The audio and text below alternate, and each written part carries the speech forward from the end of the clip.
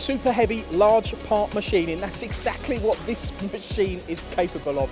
I'm here in Bielefeld at one of the Starrag Group's factories, and I'm going to take you on a quick tour and show you the ins and outs of this monster. Now let's start with the table. Now this is a massive 11 meters in diameter and can take a whopping 300 tons. And when it has that kind of weight on it, it can still rotate at 20 revolutions per minute. And their head technology is incredible, all assembled and made here in Bielefeld. This particular head, 100 kilowatts and 7,500 Newton meters of torque. Now there's over 250 versions of heads available within the range to machine all kinds of applications. You can not only mill with these machines, but you can also turn and grind as well.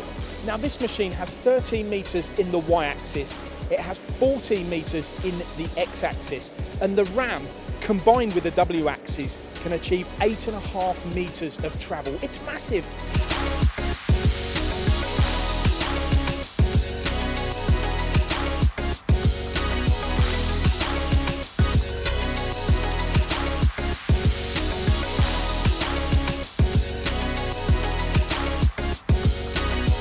What about the frame? What about the construction?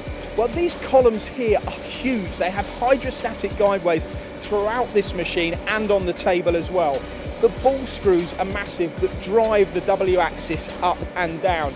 That's not a leak there with that oil, that's recirculating around the whole machine. And the cross rail itself weighs 90 tons, and it has a rack and pinion on there as well to give you the most optimum in accuracy and performance. Now it's not only tools you'll change on this machine, you'll change the heads as well, and this is where the head changer unit is here. It means you can do all kinds of machining applications. Happens in this cabin here, you've got great visibility of the working area. There's cameras throughout the machine which you can actually see on this 32-inch screen. With the high value parts that you're making on a machine like this, you've got to make sure the guys that are running it are comfortable. And if you're feeling really brave, you can go right to the top of this machine by using the spiral staircase. Now when you get to the top here, it's 16 meters high, would you believe? This machine's going to be installed into a company that's operating in the wind energy industry. And hopefully we'll get a chance when it does go in to see it in action.